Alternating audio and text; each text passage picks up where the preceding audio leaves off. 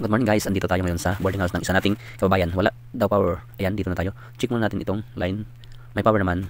Pag binaba natin itong safety switch, kaso pag ating itinaas, nagda-down yung current kasi ini-on ko muna yung lahat na ilaw para matay natin kung saan ang diferensya. Tinignan natin din natin yung dulo ng service dump na kung saan naka-splice yung papasok ng safety switch. Okay, stable naman yung current niya, kaso lang pag kinakargahan ng load, bumababa. Bukas na, titest natin.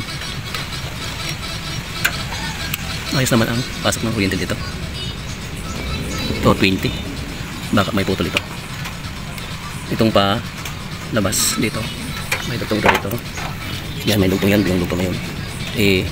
I-splice natin ulit. I-off muna natin itong breaker para sigurado. Yan, tapos tingnan natin yun. Bali, tinis natin yan. Nakatanggal na. Ay, may bumabalik pa rin ko yung supply. Bali, putulin natin itong ground.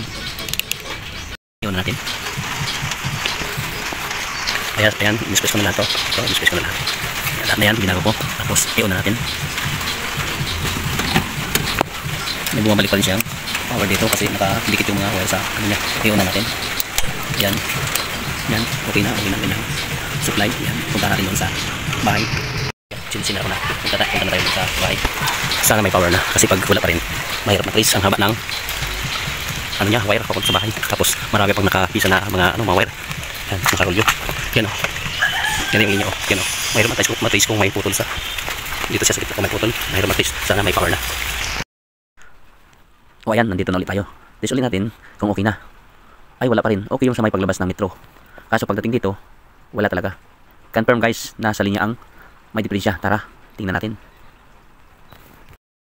Ito yung linya nila, nakapisan dito sa karamihan. Mahirap itong i-trace guys. Tinanong din natin yung may-ari kung may dugtong itong service dump nila.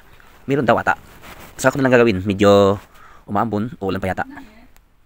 Delikadong gumawa lalo na kuryente pinag-uusapan. See you guys, bye bye, God bless.